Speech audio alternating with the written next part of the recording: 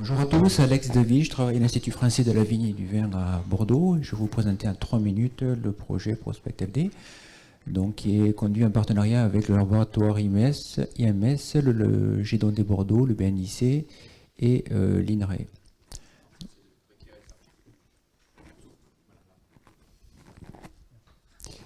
Donc, dans le filière viticole, nous avons un petit souci avec un phytoplasme qui est responsable de la maladie de la flavescence dorée et qui donc infecte les pieds de vigne, qui conduit à un dépérissement du vignoble assez rapide si on ne fait rien.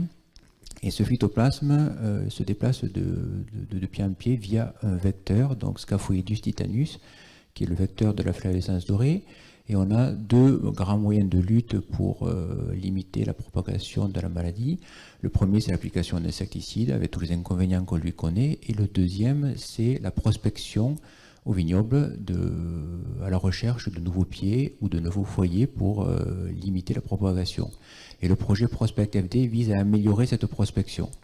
Donc il y a deux volets dans ce projet. Le premier, c'est de développer un système de vision embarqué sur des porteurs pour détecter les pieds qui présentent les symptômes de flavescence dorée.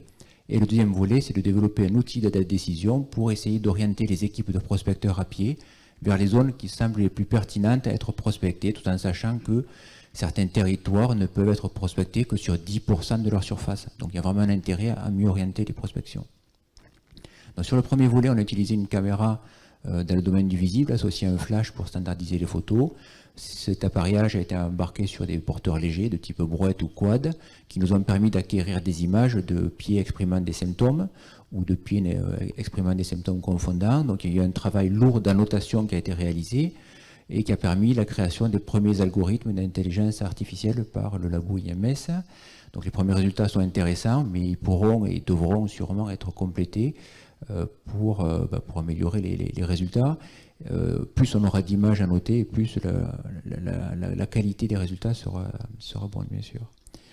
À terme, on imagine que des viticulteurs ou des prestataires qui font de la récolte mécanique pourraient équiper les machines à manager de ce type de caméra pour qu'on puisse fournir et créer des cartes de risque de maladies au vignoble. Concernant le deuxième volet, donc l'outil d'aide à la décision, les travaux ont porté sur l'interview de personnes expertes sur le sujet. Ça a permis d'identifier et de collecter des facteurs qui peuvent expliquer pourquoi on a de la flavescence dorée ou pas dans certaines zones, des facteurs favorisants ou défavorisants. Ensuite, on a hiérarchisé ces facteurs, on les a pondérés, on a créé l'outil d'aide à la décision. Donc pour chaque facteur, donc il y a eu à peu près 19 facteurs identifiés, une douzaine utilisables. Pour chacun des facteurs, on a une couche qui représente ce facteur à l'échelle du territoire étudié. Et ensuite, par contre, les règles de décision, la pondération des facteurs se fait sous Excel avant de repasser sous une restitution cartographique pour l'utilisateur final. Et j'en finirai avec une photo de vignoble attaqué par la flavescence dorée, voilà, pour une transition. Merci beaucoup.